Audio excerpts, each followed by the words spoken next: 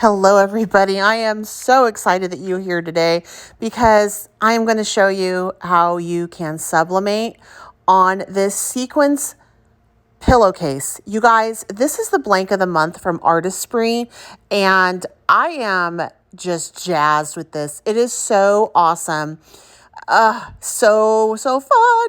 So anyway, I'm starting off here with some pastel colors. These are the Artesprix markers, of course, and I'm just going to create a background pattern, scribbling it out.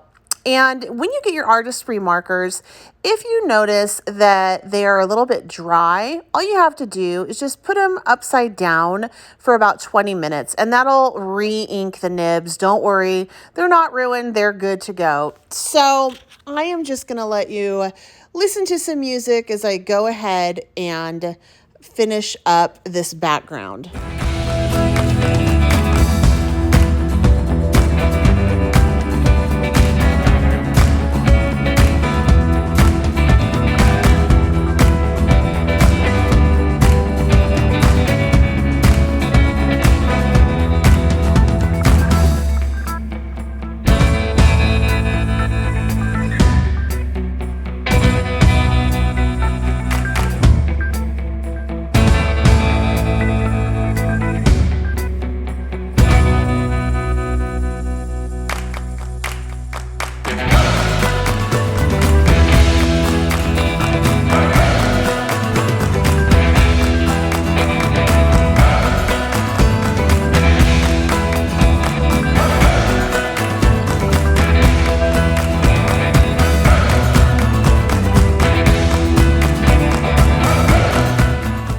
The thing I love about Artesprix and the sublimation process is, the sequence pillowcases or anything that you are trying to sublimate, you do not do it directly on that substrate. You actually do it on this cheap copy paper. So if you mess up, it's no big deal. You're out your time, which definitely stinks, but you're not out a really nice substrate. You're just out a piece of copy paper.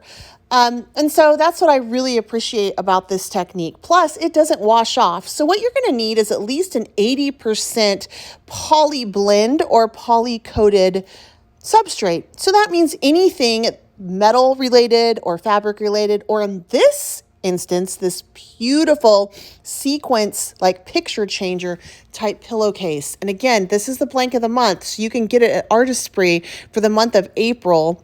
It's so great. I cannot even tell you how awesome this pillow is, this case.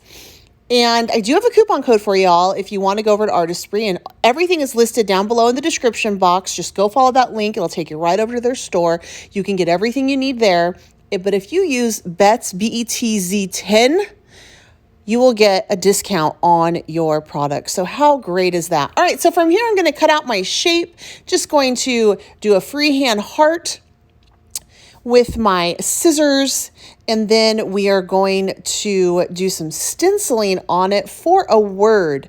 One thing you wanna keep in mind when you are stenciling on this is it's a mirrored image. So I'm really bad about doing things backwards, freehand, and I don't really like to trace, so I really like to just take a stencil, word stencil, flip it over so it's completely backwards, and pop it on from there.